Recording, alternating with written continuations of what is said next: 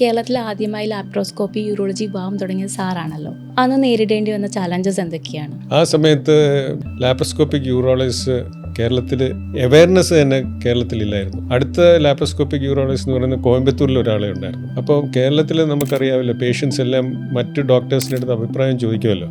അപ്പോൾ ആ ഡോക്ടേഴ്സ് തന്നെ അവെയർ അല്ലായിരുന്നു ലാപ്രോസ്കോപ്പി സർജറി അവൈലബിൾ ആണെന്നുള്ളത്.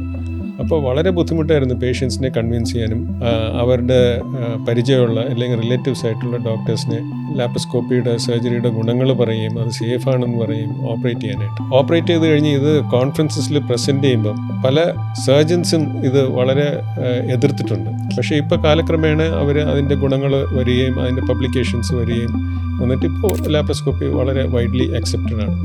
അന്ന് അത് വളരെ ബുദ്ധിമുട്ടായിരുന്നു. അത് കഴിഞ്ഞ് ഞാൻ വർക്ക് ചെയ്ത ഹോസ്പിറ്റലിലെ മാനേജ്മെൻറ്റ് അത് കൺവിൻസ്ഡ് ആയി കഴിഞ്ഞിട്ടാണ് എനിക്ക് എക്യുപ്മെൻ്റൊക്കെ ആദ്യം വാങ്ങിച്ചിരുന്നത്. ആദ്യം ഞാൻ ചെയ്തിരുന്നത് gynaecology laparoscopy basic equipment, tubal ligation എന്ന് പറയുന്ന ബേസിക് എക്യുപ്മെൻ്റ് ഉണ്ട്.